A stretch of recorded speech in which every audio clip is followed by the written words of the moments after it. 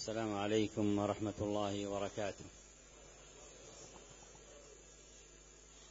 الحمد لله رب العالمين، وأشهد أن لا إله إلا الله وحده لا شريك له، وأشهد أن محمدا عبده ورسوله صلى الله عليه وعلى آله وصحبه وسلم. أما بعد، فنحمد الله عز وجل حمدا كثيرا طيبا مباركا فيه كما يحب ربنا ويرضى. نحمده سبحانه الذي أنعم علينا بنعم كثيرة لا تعد ولا تحصى، ونخصه سبحانه وتعالى بالحمد والثناء عليه بما هو أهله على ما خصنا من نعمة الإيمان والإسلام والتوفيق لسنة النبي عليه الصلاة والسلام.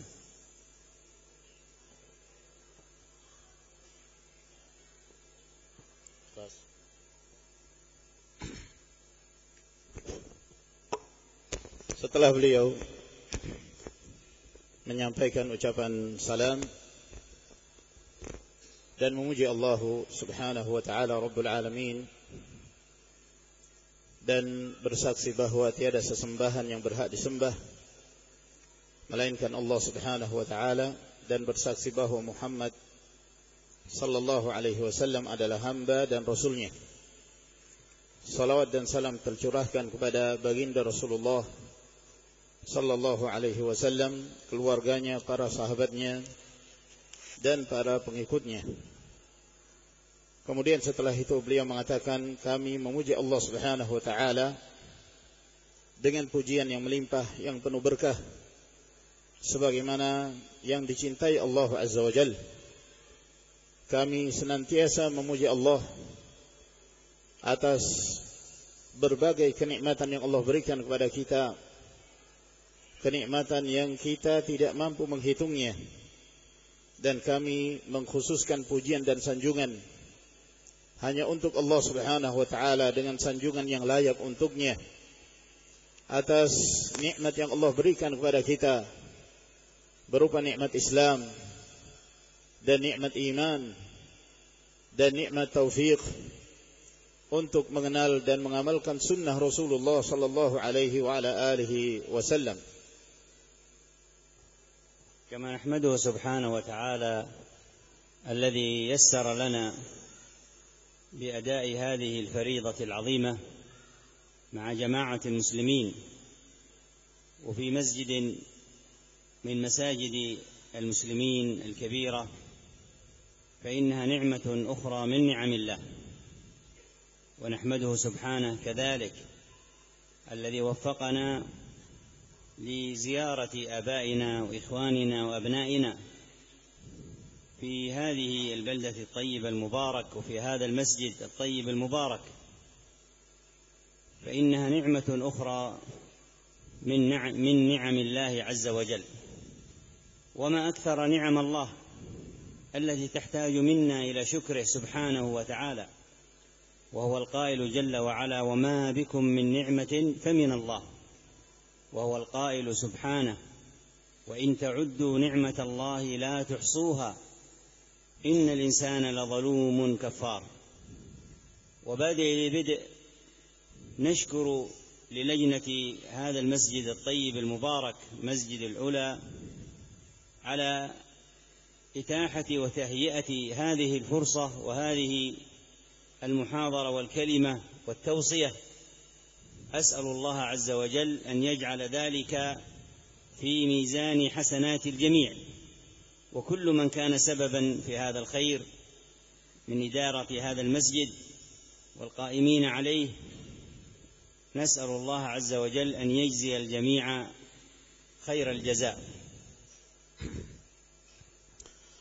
Sebagaimana kami memuji Allah Subhanahu wa taala yang telah memberi kemudahan kepada kita untuk menunaikan apa yang telah menjadi kewajiban kita, yaitu salat secara berjamaah bersama kaum muslimin di masjid dari masjid-masjid kaum muslimin, yang ini merupakan masjid yang besar Maka ini kenikmatan yang lain yang Allah Subhanahu wa taala berikan kepada kita. Sebagaimana kami memuji Allah Azza wa Jalla yang telah memberikan taufik dan kesempatan kepada kita untuk bisa berziarah, mengunjungi para orang tua, para ikhwan dan anak-anak kita yang ada di negeri ini, di negeri yang baik ini, dan di dalam masjid yang penuh berkah ini.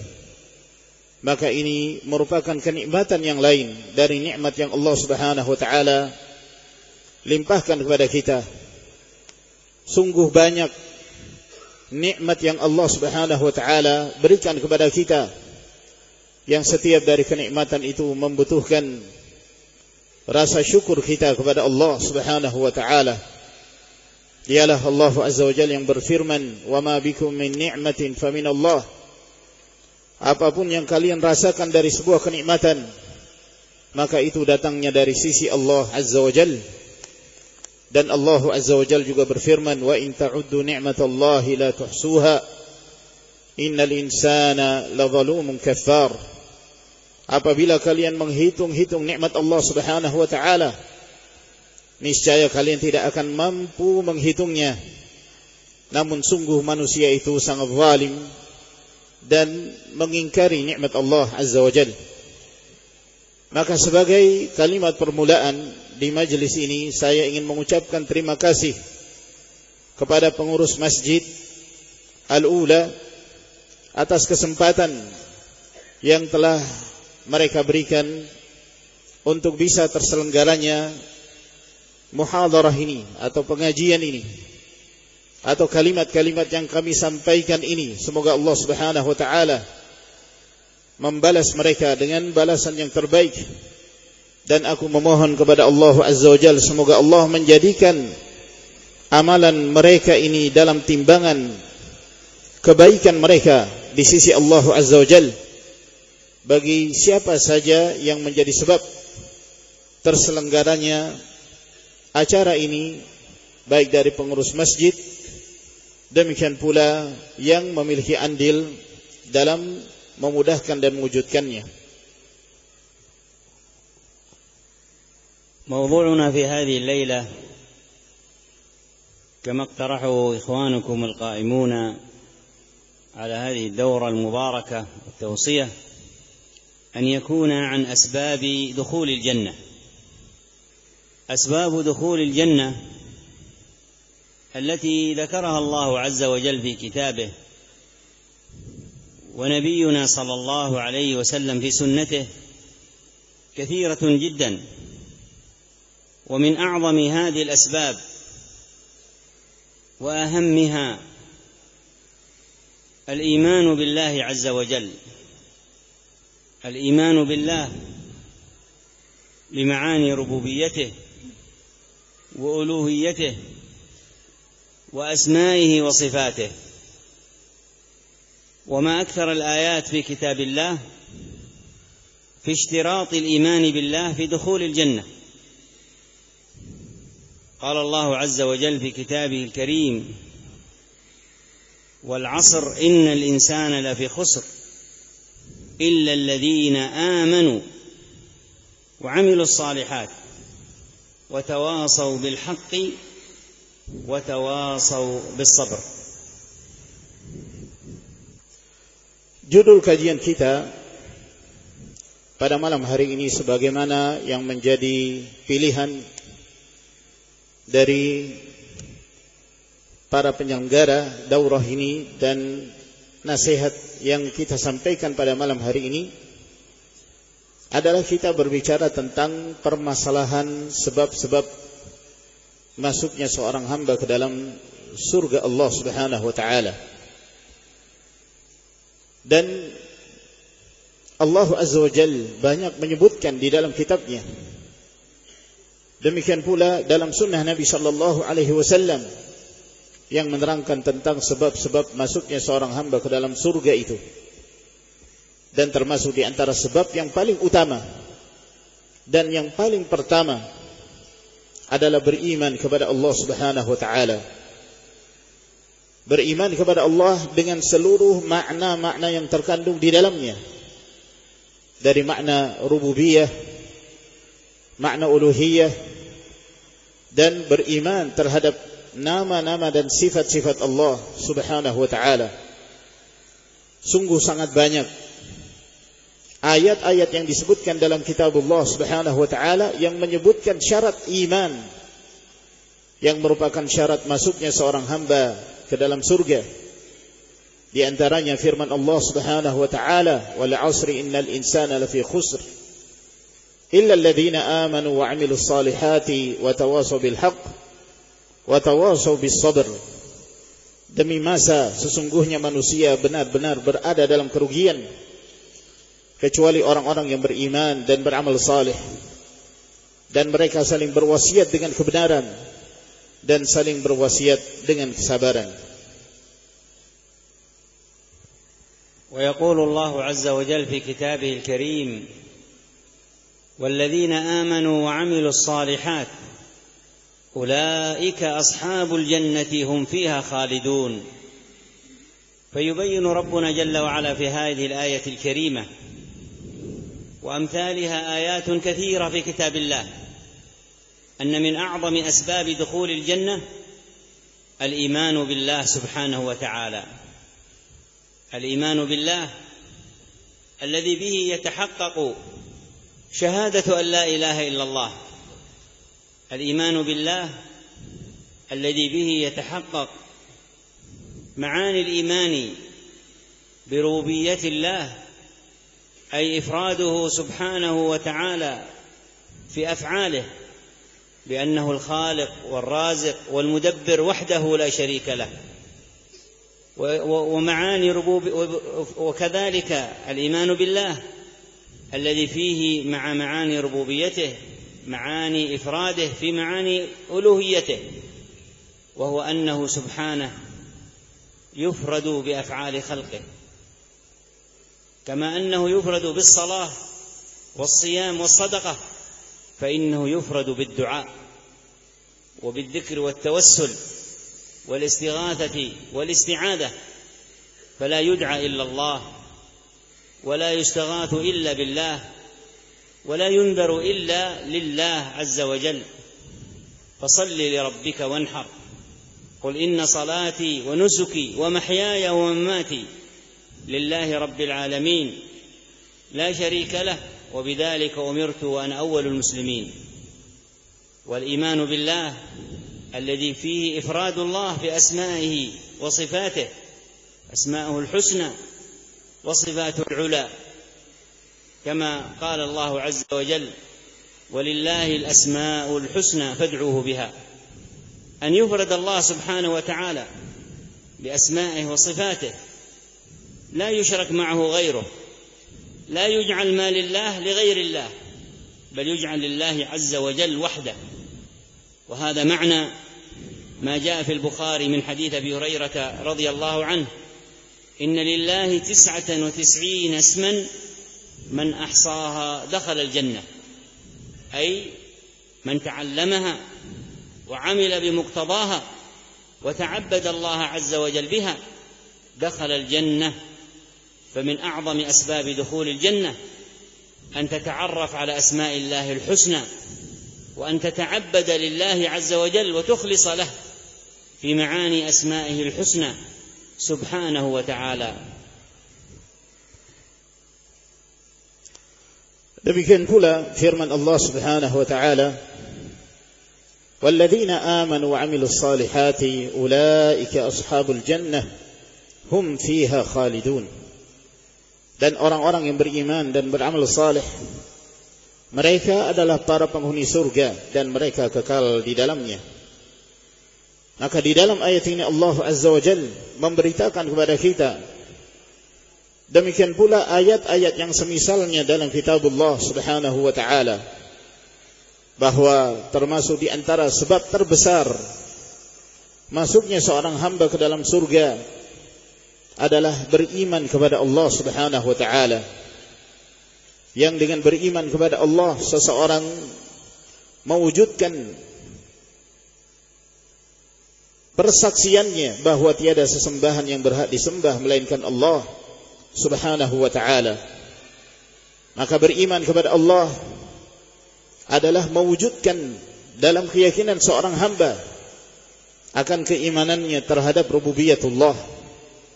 Beriman terhadap rububiyatullah yaitu meyakini dan mengesahkan Allah Subhanahu wa taala dalam hal penciptaan, dalam hal pemberi rezeki, dan dalam hal mengatur jagat raya ini. Demikian pula beriman kepada Allah Subhanahu wa taala terhadap uluhiyahnya, yaitu dengan mengesahkan Allah Subhanahu wa taala dengan perbuatan-perbuatan para hamba.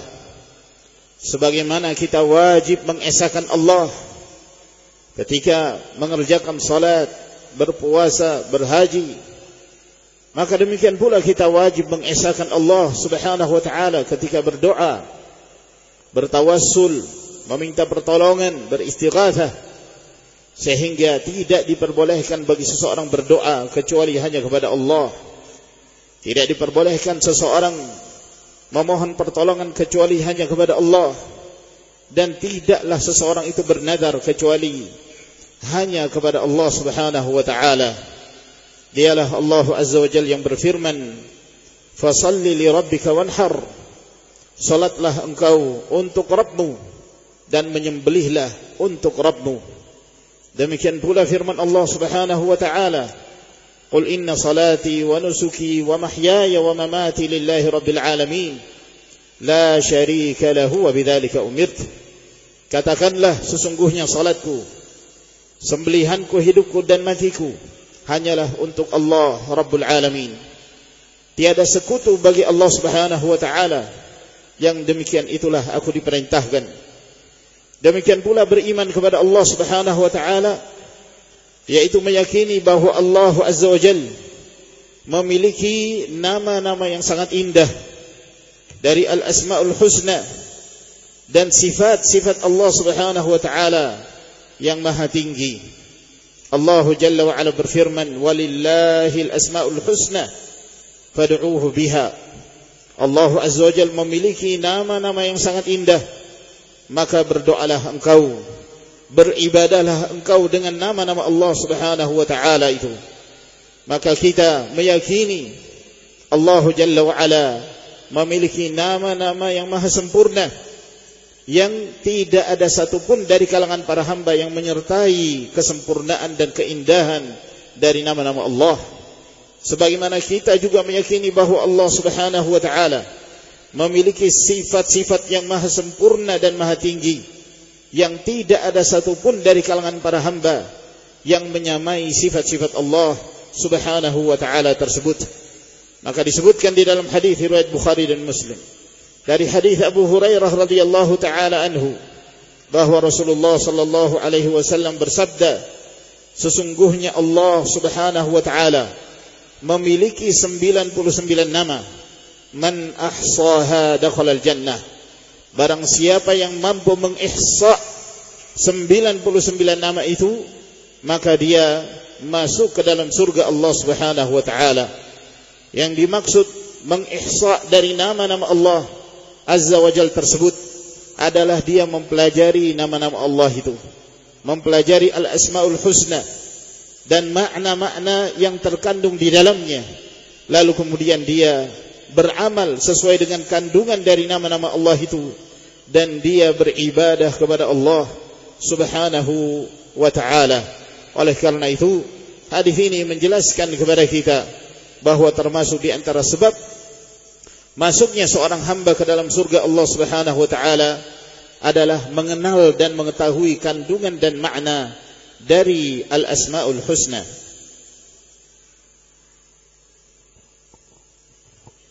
ومن الإيمان بالله الذي به ندخل الجنة بإذن الله ألا نفعل ما ينقض هذا الإيمان ويهدمه من الشرك بالله عز وجل، فإن الشرك شأنه عظيم يحرم الإنسان من دخول الجنة، لأنه من أعظم الذنوب، كما قال الله عز وجل: إن الله لا يغفر أن يشرك به ويغفر ما دون ذلك لمن يشاء. وكما قال الله عز وجل في كتابه الكريم عن عيسى عليه الصلاة والسلام وهو يعظ أمته وقومه: إنه من يشرك بالله فقد حرم الله عليه الجنة ومأواه النار. وهكذا يقول النبي صلى الله عليه وسلم، كما في الصحيحين من حديث عبد الله بن مسعود، وجاء معناه من حديث أبي ذر رضي الله عنه وحديث ابن عباس وجماعة من الصحابة أن النبي صلى الله عليه وسلم قال: من مات لا يشرك بالله شيئا دخل الجنة، ومن مات يشرك بالله شيئا دخل النار. وفي الحديث الآخر: من لقي الله لا يدعو مع الله أحدا، وفي رواية: لم يجعل له ندا دخل الجنة. ومن مات يدعو غير الله، وفي رواية: جعل مع الله ندا دخل النار. وفي حديث أبي ذر قال عليه الصلاة والسلام: من لقي الله لا يشرك به شيئا دخل الجنة. فقال أبو ذر: يا رسول الله، وإن زنى وإن سرق؟ قال: وإن زنى وسرق. فبين النبي صلى الله عليه وسلم أن من فضل التوحيد أنه يكفر الذنوب والمعاصي، فإن المؤمن بالله عمل عملا عظيما استحق به أن يدخل جنة الله سبحانه وتعالى. فلو عمل معاصي ما دام هو مؤمن بالله فإنه تحت رحمة الله ومشيئته. أما إذا لم يكن مؤمنا بالله أو فعل ما يناقض إيمانه بالله فإن أعماله الصالحة تحبط، كما قال الله عز وجل في كتابه الكريم: ولو أشركوا لحبط عنهم ما كانوا يعملون. وكما قال الله عز وجل في كتابه الكريم، والخطاب لنبيه صلى الله عليه وسلم وهو أبعد الناس عن الشرك، لكنه للتحذير من الشرك ولتحذير أمته عليه الصلاة والسلام. قال الله سبحانه: ولقد أوحي إليك وإلى الذين من قبلك لئن أشركت ليحبطن عملك ولتكونن من الخاسرين بل الله فاعبد وكن من الشاكرين.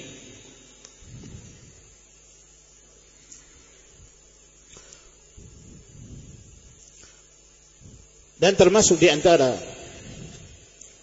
keimanan kita kepada Allah Subhanahu wa taala yang dengannya kita masuk ke dalam surga dengan izin Allah Subhanahu wa taala adalah jangan kita melakukan perbuatan yang dapat membatalkan keimanan tersebut, seperti menyekutukan Allah Subhanahu wa taala, berbuat syirik, menyekutukan Allah merupakan perbuatan yang sangat besar sekali dosanya di sisi Allah, menyebabkan seseorang terhalang dari masuk ke dalam surga. Allah Jalla wa Ala berfirman, "Innallaha la yaghfiru an yushraka bih wa yaghfiru ma duna dzalika liman yasha." Sesungguhnya Allah Azza wa Jalla tidak mengampuni dosa syirik dan mengampuni selain dari itu bagi siapa yang dikehendaki Allah Subhanahu wa taala. Demikian pula firman Allah Subhanahu wa taala ketika menyebutkan tentang Nabiullah Isa alaihi salam yang menasihati umatnya, "Innahu man yusyrik billah faqad harramallahu alaihi al-jannah wa ma'wahu an-nar." Sesungguhnya barang siapa yang menyekutukan Allah Subhanahu wa taala, maka sungguh Allah mengharamkan baginya surga dan tempatnya adalah neraka. Dan Nabi sallallahu alaihi wasallam sebagaimana yang diriwayatkan oleh Al-Imam Al-Bukhari dan Muslim dari hadis Ibnu Mas'ud radhiyallahu anhu, dan hadis yang semakna dengannya datang dari hadis Abu Dzar dan Ibnu Abbas dan yang lainnya dari sahabat, bahwa Nabi sallallahu alaihi wasallam bersabda, barang siapa yang mati dalam keadaan dia tidak menyekutukan Allah Subhanahu wa taala dengan sesuatu apapun, maka dia pasti masuk surga.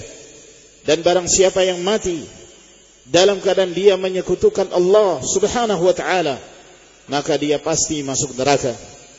Dan disebutkan di dalam hadis yang lain dengan lafaz, barang siapa yang bertemu Allah dan dia tidak berdoa bersama Allah kepada selain Allah Subhanahu wa taala, maka dia pasti masuk ke dalam surga.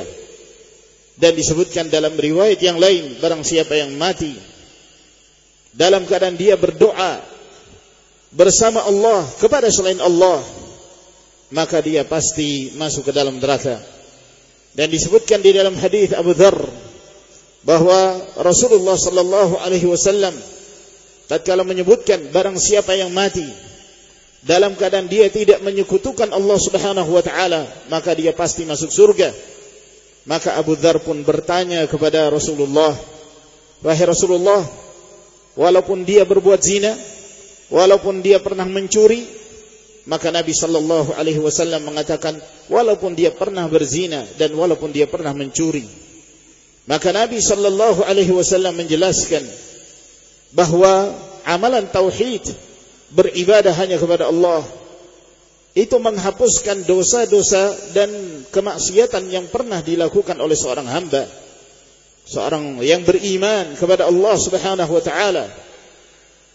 Maka amalannya merupakan amalan yang sangat agung dan sangat mulia, sehingga walaupun dia pernah melakukan perbuatan dosa dan kemaksiatan, maka dia tetap berada di bawah naungan rahmat Allah Subhanahu wa taala.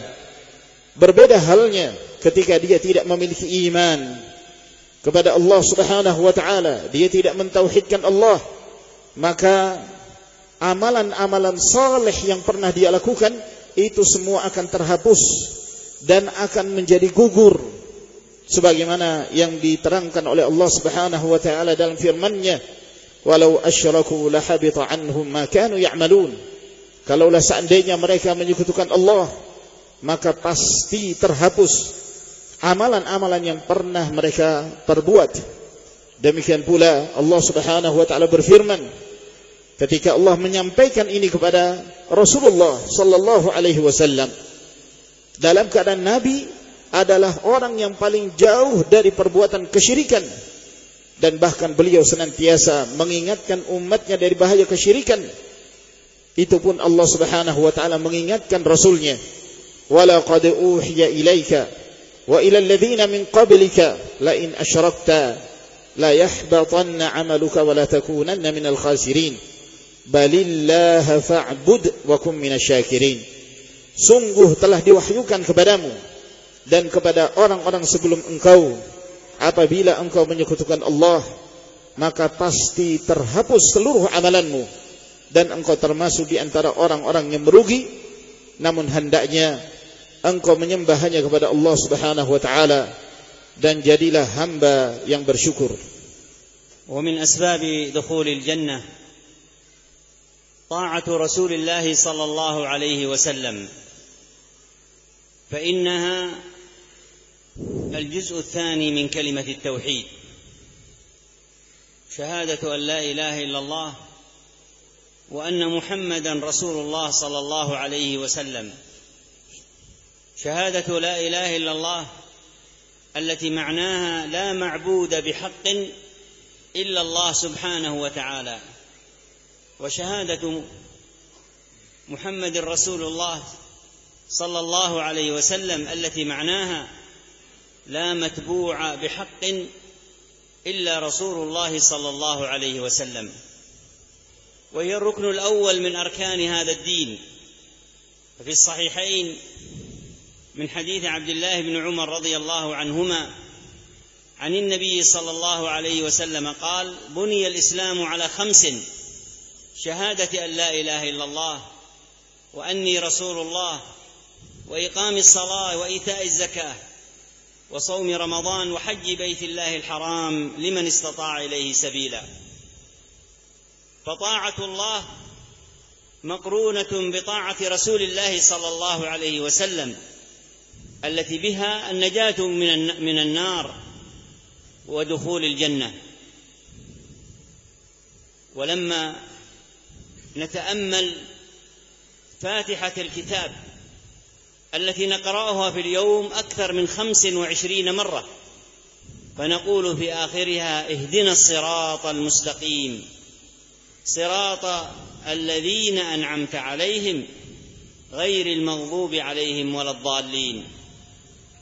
من هم الذين أنعم الله عليهم؟ هم الذين كملوا في طاعة الله وطاعة رسوله. قال الله عز وجل في سورة النساء: ومن يطع الله والرسول فأولئك مع الذين أنعم الله عليهم من النبيين والصديقين والشهداء والصالحين وحسن أولئك رفيقا. وفي الصحيحين من حديث أبي هريرة رضي الله عنه يقول النبي صلى الله عليه وسلم: كل أمتي يدخلون الجنة إلا من أبى. قالوا: ومن يأبى يا رسول الله؟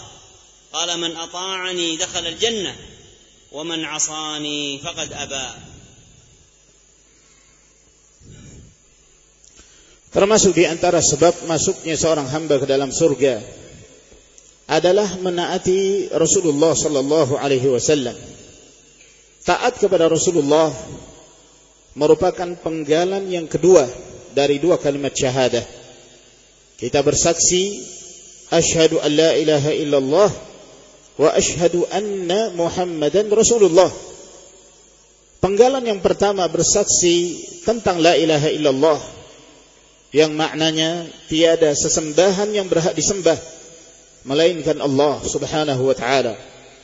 Penggalan yang kedua bersaksi bahwa Muhammad adalah utusan Allah Subhanahu wa taala, yang maknanya tidak ada seorang pun dari kalangan manusia yang diikuti dengan cara yang hak, dengan cara yang benar, kecuali Rasulullah sallallahu alaihi wasallam. Dan dua kalimat syahadah ini adalah merupakan rukun pertama dari rukun Islam, sebagaimana yang disebutkan dalam riwayat Bukhari dan Muslim dari hadis Abdullah bin Umar radhiyallahu anhuma, bahwa Rasulullah sallallahu alaihi wasallam bersabda, Islam dibangun di atas 5 pondasi: mengucapkan dua kalimat syahadah, menegakkan salat, menunaikan zakat, berpuasa Ramadan, dan berhaji ke Baitullah bagi seorang yang mampu melakukan perjalanan ke sana. Maka taat kepada Allah Subhanahu wa taala itu harus bergandengan dengan ketaatan kepada Nabi sallallahu alaihi wasallam. Sebab dengan melakukan ketaatan tersebut, itulah yang akan menyelamatkan seorang hamba dari neraka dan memasukkannya ke dalam surga Allah Subhanahu wa taala. Tatkala kita memperhatikan pembuka mushaf, pembuka Al-Quranul Karim, Al-Fatihah, di mana dalam sehari kita membacanya lebih dari 25 kali, kita berdoa kepada Allah, ihdinas siratal mustaqim, ya Allah tunjukkanlah kepada kami jalan yang lurus, siratal ladzina an'amta alaihim ghairil maghdubi alaihim waladdallin, yaitu jalannya hamba-hamba Allah yang telah engkau beri nikmat kepada mereka, bukan jalannya orang-orang yang dimurkai, dan bukan pula jalannya orang-orang yang tersesat.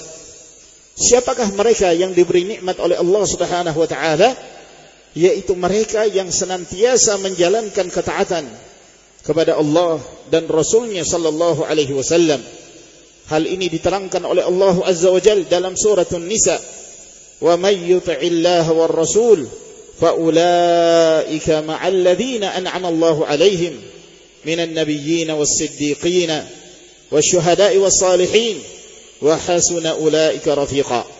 Barang siapa yang taat kepada Allah dan Rasul, maka mereka akan dikumpulkan bersama dengan hamba-hamba yang Allah beri nikmat kepada mereka dari kalangan para nabi, para siddiq, para syuhada, dan orang-orang yang saleh, dan mereka adalah sebaik-baik teman. Dan diriwayatkan oleh Imam Al-Bukhari dan Muslim dari hadis Abu Hurairah radhiyallahu anhu bahwa Nabi sallallahu alaihi wasallam bersabda, kullu ummati yadkhuluna al-jannata illa man aba. Setiap umatku mereka pasti masuk ke dalam surga kecuali yang enggan.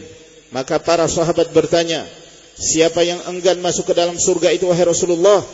Maka Nabi sallallahu alaihi wasallam menjawab, man ata'ani dakhalal jannah wa man asani faqad aba. Barang siapa yang taat kepadaku, maka dialah yang mendapatkan jaminan masuk ke dalam surga. Dan barang siapa yang menyelisihi aku dan bermaksiat kepadaku, maka dialah yang enggan masuk ke dalam surga.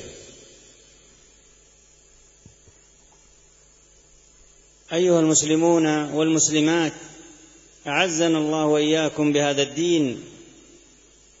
الأعمال الصالحة كذلك من أسباب دخول الجنة، وقد سمعنا في بعض الآيات وآيات كثيرة أمثالها فيها أن من أعظم أسباب دخول الجنة العمل الصالح والحرص عليه. والأعمال الصالحة ما توفر فيه شرطان اثنان، أولهما الإخلاص لله عز وجل، وثانيهما الموافقة لسنة رسول الله صلى الله عليه وعلى آله وسلم، لقول الله عز وجل وما أمروا إلا ليعبدوا الله مخلصين له الدين. وجاء في البخاري جاء في الصحيح من حديث أبي هريرة رضي الله عنه وأرضاه أن النبي صلى الله عليه وسلم قال يقول الله عز وجل أنا أغنى الشركاء عن الشرك، من عمل عملا أشرك معي فيه غيري تركته وشركه. الأعمال الصالحة إذا حصل فيها رياء صار فيها الشرك أصغر، أشرك الناس في عمل لله. إذا حصل فيها عجب حصل فيها شرك أصغر يبطل العمل، أشرك نفسه الأمارة بالسوء بإعجابه فأبطل على نفسه العمل. وهكذا إذا جعل هذا العمل مع الله غيره، كما كان أهل الجاهلية يأتون إلى الأشجار والأحجار والقبور، وهكذا كذلك من يأتي إلى القباب والتوابيت والقبور فيتصدقون بالصدقات ويوقفون بالأوقاف، إذا وقع فيها مثل هذا فإنها مردودة غير مقبولة. والشرط الثاني الحرص على موافقة سنة النبي صلى الله عليه وسلم، كما جاء في الصحيح من حديث عائشة رضي الله عنها وأرضاها أنها قالت من عمل عملا، يقول النبي صلى الله عليه وسلم من عمل عملا ليس عليه أمرنا فهو رد. رواه مسلم ورواه البخاري معلقا ووصل خارج صحيح البخاري كذلك. من عمل عملا ليس عليه أمرنا أي لا يوافق سنة النبي صلى الله عليه وسلم فهو رد أي مردود عليه. فلا يكفي أن تكون عندنا نية حسنة حتى يكون في هذا العمل الصالح موافقة لسنة النبي صلى الله عليه وسلم. وانظروا إلى قصة الثلاثة كما جاء في الصحيحين الذين أرادوا أن يعملوا أعمالا صالحة، فقال أحدهم أصوم ولا أفطر، وقال الثاني أقوم الليل ولا أنام، وقال الثالث لا أتزوج النساء ولا آكل اللحم. فبلغ ذلك النبي صلى الله عليه وسلم فقال ما بال أقوام يقولون كذا وكذا، أما إني أخشاكم لله وأتقاكم له، ولكني أصوم وأفطر وأقوم وأنام وأتزوج النساء وأكل اللحم، فمن رغب عن سنتي فليس مني. تأمل قوله فليس مني وأنه رغب عن سنة النبي عليه الصلاة والسلام. هؤلاء أرادوا الخير وأرادوا زيادة الأجر، ولكن لما كان على خلاف سنة النبي صلى الله عليه وسلم صارت أعمالهم مردودة غير مقبولة. فلذلك معاشر المسلمين علينا أن نعمل الأعمال الصالحة التي تكون لله خالصة ولسنة رسول الله صلى الله عليه وسلم موافقة.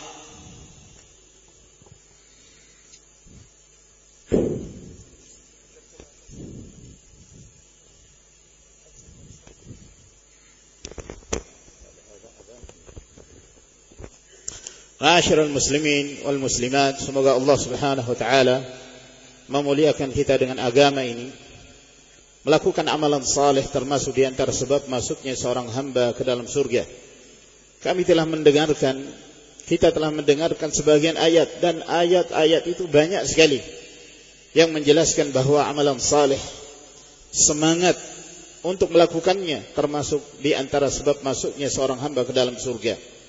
Dan amalan saleh itu dikatakan sebagai amalan saleh apabila terpenuhi dua syarat. Syarat pertama adalah ikhlas dalam beribadah, yang kedua adalah sesuai dengan sunnah Nabi sallallahu alaihi wasallam. Allah Jalla wa Ala berfirman, "Wa ma umiru illa liya'budullah mukhlishina lahuddin."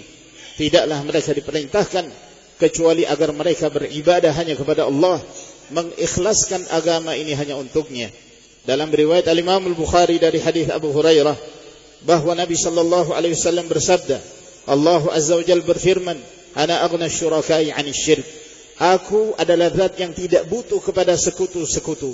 Maka barang siapa yang melakukan satu amalan, dia menyekutukan aku di dalamnya, maka aku tinggalkan dia dengan kesyirikan yang dia lakukan. Maka suatu amalan apabila terdapat niat riya di dalam amalan tersebut, maka dia terjatuh ke dalam syirik asghar, syirik kecil. Apabila terdapat sifat takjub, sifat ujub terhadap pada dirinya, maka dia terjatuh ke dalam syirik asghar yang dapat membatalkan amalan seorang hamba. Maka demikian pula apabila seseorang menyekutukan Allah Subhanahu wa taala dalam beribadah kepadanya, seperti yang dilakukan oleh kaum jahiliyah dahulu. Mereka mendatangi pepohonan, batu-batuan, sesembahan-sesembahan dari selain Allah Subhanahu wa taala, maka ini menyebabkan amalan seorang hamba ditolak oleh Allah Subhanahu wa taala. Maka syarat yang pertama adalah ikhlas, dan syarat yang kedua adalah menyesuaikan amalan itu dengan sunnah Nabi sallallahu alaihi wasallam. Dalam hadis yang sahih dari hadis Aisyah radhiyallahu anha bahwa Nabi sallallahu alaihi wasallam bersabda, barang siapa yang melakukan satu amalan yang tidak berdasarkan bimbingan kami, maka amalan itu tertolak. Hadis riwayat Imam Muslim. Maka yang dimaksud bahwa amalan tersebut tidak sesuai dengan bimbingan kami, yaitu amalan itu tidak sejalan dengan sunnah Nabi sallallahu alaihi wasallam. Oleh karena itu dalam melakukan satu amal, tidak cukup bagi seseorang memiliki niat yang baik, namun harus disertai amalan itu sejalan dan sesuai dengan sunnah Rasulullah sallallahu alaihi wasallam. Perhatikanlah dalam hadis riwayat Bukhari dan Muslim, kisah tiga orang yang ketiganya ingin melakukan amalan saleh. Yang satunya mengatakan, saya akan berpuasa setiap hari dan tidak akan berbuka. Yang satunya mengatakan, saya akan sholat selalu di malam hari dan tidak tidur. Yang satunya mengatakan, saya tidak akan menikah selamanya. Maka berita ini sampai kepada Nabi sallallahu alaihi wasallam. Maka beliau marah dan mengatakan, ada apa kaum itu? Mereka mengatakan demikian dan demikian. Aku adalah hamba yang paling takut dan bertakwa kepada Allah, namun aku berpuasa, aku juga berbuka, aku sholat dan aku juga beristirahat, dan aku menikahi para wanita. Barang siapa yang membenci sunnahku, maka dia bukan dari kalangan umatku. Perhatikan sabda Nabi, dia bukan dari kalangan umatku, ketika dia menyimpang dari sunnah Nabi sallallahu alaihi wasallam. Mereka menginginkan kebaikan, mereka mengharapkan pahala, namun tatkala menyelisihi bimbingan Nabi sallallahu alaihi wasallam, maka amalan yang mereka lakukan itu tertolak. Oleh karena itu, yang wajib bagi kita adalah melakukan satu amalan ikhlas karena Allah dan sesuai dengan sunnah Nabi sallallahu alaihi wasallam. Dan kita mengerjakan salat Isya terlebih dahulu. Kita lanjutkan selepas salat Isya insyaallah taala. Assalamualaikum warahmatullahi wabarakatuh. Bismillah, alhamdulillah, salatu wassalamu ala Rasulillah wa ala alihi wa sahbihi wa man walah. Amma ba'd. فإكمالا لهذا الموضوع الهام في أسباب دخول الجنة، وأسباب دخول الجنة جعلنا الله وإياكم والسامعين من أهل الجنة كثيرة جدا، حتى أوصلها بعضهم إلى أكثر من 10,000 سبب جاء ذكرها في أدلة الكتاب والسنة، وحسبنا أن نذكرها هنا أهم هذه الأسباب. فمن أهم هذه الأسباب الحرص على إكمال أركان الإيمان وأركان الإسلام وركن الإحسان. ومن هذه الأسباب ما جاء عند ابن حبان بإسناد صحيح عن أبي هريرة رضي الله عنه وأرضاه أن النبي صلى الله عليه وسلم سئل عن أكثر ما يدخل الجنة فقال: تقوى الله وحسن الخلق. فإن من أعظم وأكثر ما يدخل جنة الله تقوى الله، وهذا حسن عبادة العبد وتعامله مع ربه سبحانه وتعالى ومع خلق الله. وحسن الخلق، حسن الخلق فيما يتعلق بعبادة العبد مع ربه وخالقه بأن يكون من المحسنين، أن يصل إلى أعلى مراتب عباد الله الصالحين، ومع الخلق بأن يكون من أصحاب الأخلاق الكريمة. وعرف العلماء حسن الخلق بأنه طلاقة الوجه والقول والفعل الحسن، القول والفعل الحسن. وسئل النبي صلى الله عليه وسلم كما في نفس الحديث عن أكثر ما يدخل النار فقال: الفم والفرج. فإذا مما يدخل الجنة المحافظة على لسانك والمحافظة على فرجك. وجاء في الحديث الآخر الصحيح يقول صلى الله عليه وسلم: من يضمن لي ما بين لحييه يعني الفكين وما بين فخذيه يعني الفرج أضمن له الجنة. فإن من أسباب دخول الجنة حفظ اللسان وحفظ الفرج. حفظ اللسان من الغيبة والنميمة والسب والشتم وغير ذلك مما فيه تنقص الآخرين. وحفظ الفرج من الزنا واللواط والسحاق وغيره من أنواع الفواحش والعياذ بالله. بل وحفظ سائر الجوارح، فإن العين تزني واليد تزني والرجل تزني والقلب يزني، يهوى ويتمنى، والفرج يصدق ذلك ويكذبه. فنسأل الله سبحانه وتعالى أن يحفظ علينا جوارحنا وأن يعيننا على طاعة ربنا سبحانه وتعالى.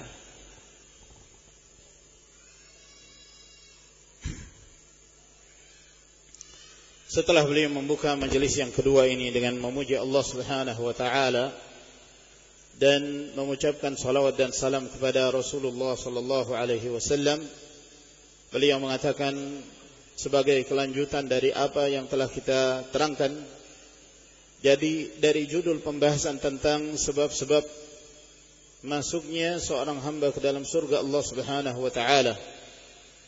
Semoga Allah Azza wa Jalla menjadikan kami dan juga kalian serta para pendengar yang mendengarkan kajian ini untuk masuk ke dalam surga Allah Subhanahu wa taala. Sebab-sebab masuk ke dalam surga itu banyak sekali, sehingga sebahagian para ulama ada yang menghitung sebab-sebab masuk ke dalam surga itu sampai kepada 10.000 sebab. 10.000 sebab yang disebutkan dalam kitabullah dan di dalam sunnah Nabi sallallahu alaihi wasallam. Namun cukup bagi kita menyebutkan yang paling urgen dan yang paling penting dari sebab-sebab tersebut. Termasuk di antara yang terpenting yang perlu untuk kita ketahui dari sebab-sebab masuknya seorang hamba ke dalam surga adalah berupaya untuk menyempurnakan rukun-rukun Islam, rukun-rukun iman, demikian pula rukun al-ihsan. Dan di antara sebab-sebab masuknya seorang hamba ke dalam surga, apa yang disebutkan di dalam hadis yang diriwayatkan oleh Ibn Hibban dengan sanad yang sahih dari hadis Abu Hurairah radhiyallahu taala anhu, bahwa Nabi sallallahu alaihi wasallam ditanya tentang perkara yang terbanyak yang dilakukan oleh hamba yang memasukkannya ke dalam surga Allah Subhanahu wa taala. Maka dijawab oleh Nabi sallallahu alaihi wasallam, sebab terbanyak yang memasukkan seorang hamba ke dalam surga adalah taqwallah wa husnul khuluq.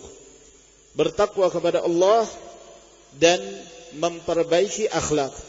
Akhlak yang baik, akhlak yang mulia. Bertakwa kepada Allah Azza wa Jal, di mana seorang hamba memperbaiki ibadahnya bersama Allah Subhanahu wa taala. Dia senantiasa menjaga hubungannya kepada Allah, mendekatkan diri kepadanya sehingga dia termasuk di antara hamba Allah yang senantiasa berbuat kebaikan, melakukan ihsan dalam beribadah kepada Allah Azza wa Jalla, sehingga dia termasuk di antara hamba-hamba Allah yang saleh. Yang kedua adalah memperbaiki akhlak. Akhlak yang mulia. Seorang yang memiliki akhlak yang baik, akhlak yang mulia, juga termasuk di antara sebab terbesar yang memasukkan seorang hamba ke dalam surga. Para ulama mendefinisikan apa yang dimaksud dengan kemuliaan akhlak. Mereka mengatakan kemuliaan akhlak adalah talaqatul wajh wa qaul wa fi'il hasan. Wajah yang berseri serta mengucapkan atau melakukan perbuatan yang baik. Lalu kemudian Nabi sallallahu alaihi wasallam beliau ditanya tentang perkara apa yang paling sering memasukkan seorang hamba ke dalam neraka. Maka dijawab oleh Nabi sallallahu alaihi wasallam, yang menjadi perkara yang terbanyak yang menyebabkan seorang masuk ke dalam neraka adalah mulutnya dan kemaluannya. Mulutnya dan kemaluannya. Maka ini menunjukkan bahwa termasuk di antara sebab yang memasukkan seorang hamba ke dalam surga ketika dia senantiasa menjaga lisannya dan menjaga kemaluannya. Dan disebutkan di dalam hadis Nabi sallallahu alaihi wasallam yang lain, beliau bersabda, barang siapa yang mampu untuk memberi jaminan menjaga apa yang di antara dua bibirnya dan apa yang terdapat di antara dua pahanya, maka dia pasti masuk ke dalam surga. Yang dimaksud adalah menjaga lisan, menjaga mulutnya, dan juga menjaga kemaluannya. Menjaga lisan dari berbagai macam penyakitnya, seperti ghibah, melakukan adu domba, mencela dan mencerca orang lain, dan penyakit-penyakit lisan yang lainnya. Memelihara kemaluan, yaitu menjaganya dari terjerumus ke dalam perbuatan zina, perbuatan homoseksual, atau perbuatan lesbi dan yang lainnya. Maka ini juga menunjukkan dan menjelaskan kepada kita bahwa seorang mukmin senantiasa berupaya untuk menjaga seluruh anggota tubuhnya. Dia tidak melakukan hal-hal yang dapat menyebabkan dia terjatuh ke dalam neraka Jahannam. Maka termasuk di antaranya adalah dengan memelihara lisan, menjaganya, dan juga memelihara dan menjaga kemaluannya. Maka kata beliau bahwa seluruh bahagian tubuh ini dapat saja terjatuh ke dalam perbuatan zina. Mata bisa berzina, pendengaran bisa berzina, tangan dan kaki juga bisa berzina, hati juga bisa berzina. Namun yang membenarkan semua itu adalah kemaluannya. Apakah kemaluannya akan melanjutkan apa yang diinginkan oleh seluruh bagian anggota tubuh tersebut atau mendustakannya? Kami memohon kepada Allah Subhanahu wa taala, semoga Allah menjaga seluruh anggota tubuh kita dan menolong kita untuk senantiasa melakukan ketaatan kepadanya. جاء عن عائشة رضي الله عنها وأرضاها في الصحيح أن امرأة جاءتها تطلب منها الصدقة ومعها ابنتان. قالت عائشة: فلم أجد في بيتي إلا 3 تمرات، فأعطت الأم 3 تمرات، فأعطت الأم لكل ابنة تمرة، فأكلت كل ابنة تمرتها. فلما أرادت الأم أن تأكل الثالثة استطعمتاها، يعني رفع كل بنت يدها تريد التمرة الثالثة، فقسمت هذه الأم هذه التمرة قسمين، وأعطت لكل بنت نصف ولم تأكل شيئا. قالت عائشة رضي الله عنها: فأعجبني شأنها، فأخبرت النبي صلى الله عليه وسلم عنها، فقال النبي صلى الله عليه وسلم: لقد أدخلها الله عز وجل الجنة بهذه التمرة. تأملوا هذا الحديث العظيم معاشر المسلمين والمسلمات، كيف أن بعض الأعمال الصادقة الخالصة ولو كانت قليلة كانت سببا لدخول الجنة. فإن النبي صلى الله عليه وسلم أخبر أن هذه المرأة الفقيرة الضعيفة الجائعة آثرت تمرة لابنتيها فأدخلتها الجنة. وقد صح عن النبي صلى الله عليه وسلم أنه قال: اتقوا النار ولو بشق تمرة، أي نصف تمرة ربما لا تفكر فيها تكون سببا في دخولك الجنة. وصح عن النبي صلى الله عليه وسلم كذلك أن من أعظم الصدقات عند الله صدقة الفقير المقل. الفقير المقل إذا تصدق فإنه تصدق بشيء عظيم، وهو عند الله سبحانه وتعالى عظيم. فنسأل الله عز وجل أن يوفقنا وإياكم للأعمال الصالحات، وأن يجعلنا وإياكم هداة مهتدين، وأن يجعلنا وإياكم من أهل جنات النعيم مع النبيين والصديقين والشهداء والصالحين، اللهم آمين. ولا ننسى أن نشكر نهاية هذا اللقاء وهذه التوصية كل من كان سببا في هذا الخير، ونخص بالشكر للجنة هذا المسجد الطيب المبارك ومن فيه من المقيمين والأئمة والمؤذنين. نسأل الله عز وجل أن يجزي الجميع خير الجزاء، وصلى الله وسلم على نبينا محمد وعلى آله وصحبه وسلم، والحمد لله رب العالمين. Telah diriwayatkan dalam hadis yang sahih dari Aisyah radhiyallahu taala anha, beliau menyebutkan bahwa pernah ada seorang wanita dengan membawa kedua putrinya datang kepada Aisyah meminta sedekah. Sementara Aisyah radhiyallahu taala anha tidak memiliki makanan di rumahnya kecuali 3 butir kurma. Maka Aisyah pun memberikan kepada ibu tersebut 3 butir kurma ini. Maka sang ibu ini memberikan 1 butir kurma kepada 1 putrinya, dan memberikan yang kedua kepada putrinya yang kedua, sehingga kedua putrinya ini pun memakan kurma itu. Pada saat sang ibu hendak memakan yang ketiga, maka kedua putrinya ini pun meminta kurma yang ketiga itu, yang menyebabkan ibunya pun kasihan kepada kedua putrinya. Masing-masing menginginkan bagian dari kurma itu. Maka sang ibu ini pun membagi 2 kurma tersebut, lalu kemudian memberikan setengah dari kurma itu kepada masing-masing putrinya, dan dia tidak memakan sedikit pun darinya. Maka Aisyah radhiyallahu taala anha merasa takjub dengan apa yang dilakukan oleh wanita miskin ini. Ia pun memberitakan kepada Nabi sallallahu alaihi wasallam. Maka Rasulullah sallallahu alaihi wasallam bersabda tentang apa yang dilakukan oleh wanita ini, laqad adkhalaha Allahul jannah bihadhihi tamrah. Sungguh Allah Subhanahu wa taala memasukkan wanita miskin ini ke dalam surga dengan satu butir kurma yang dia berikan kepada anaknya tersebut. Kalian memperhatikan hadis Nabi sallallahu alaihi wasallam ini.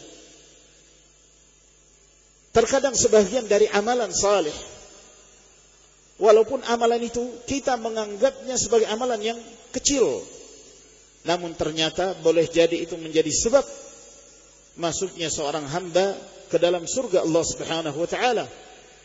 Nabi sallallahu alaihi wasallam memberitakan di dalam hadisnya ini kondisi wanita miskinah, dan di mana dia lebih mengutamakan untuk memberikan kurma itu kepada kedua putrinya, dan itu menjadi sebab dia dimasukkan oleh Allah Subhanahu wa taala ke dalam surga. Sebagaimana Rasulullah sallallahu alaihi wasallam juga bersabda, "Ittaqun nara walau bisyiqqi tamrah." Takutlah kalian dari api neraka, dari siksaan neraka, walaupun dengan separuh kurma, walaupun dengan separuh dari satu butir kurma. Terkadang engkau menganggapnya sedikit, namun boleh jadi itu menjadi sebab Allah Subhanahu wa taala menyelamatkan dirimu dari siksaan neraka. Dan telah sahih dari hadis Nabi sallallahu alaihi wasallam di mana beliau mengatakan bahwa sedekah yang paling utama, sedekah yang paling afdal adalah sadaqatul faqir al-muqil. Sedekah yang dikeluarkan oleh orang miskin yang sedikit dari harta yang dia miliki. Dia miskin, namun dia tetap rajin bersedekah. Sesuatu yang kecil, namun di sisi Allah Subhanahu wa taala itu sangatlah besar. Maka kita memohon kepada Allah Subhanahu wa taala, semoga Allah Azza wa Jalla memberi taufik kepada kita untuk senantiasa melakukan amalan-amalan saleh dan menjadikan kita sebagai hamba-hamba Allah yang diberi hidayah dan memberi petunjuk dan bimbingan kepada yang lain, tidak menjadi orang-orang yang sesat dan menyesatkan. Dan kita berharap semoga Allah Subhanahu wa taala menjadikan kita termasuk di antara hamba-hamba penghuni surga. Dan saya tidak lupa untuk mengucapkan rasa syukur dan terima kasih kepada siapa saja yang menjadi sebab terselenggaranya acara ini. Dan saya lebih mengkhususkan takmir dari masjid ini, para pengurus dari masjid ini, dan siapa saja yang melakukan ibadah di dalamnya, dan siapa saja yang memiliki saham dalam terwujudnya dan terselenggaranya kebaikan ini. Semoga Allah Subhanahu wa taala membalas mereka dengan balasan kebaikan yang besar. Wa sallallahu ala nabiyyina Muhammad wa ala alihi wa sahbihi wa sallama tasliman katsira. Wa akhiru da'wana alhamdulillahi rabbil alamin. Wassalamu alaikum warahmatullahi wabarakatuh.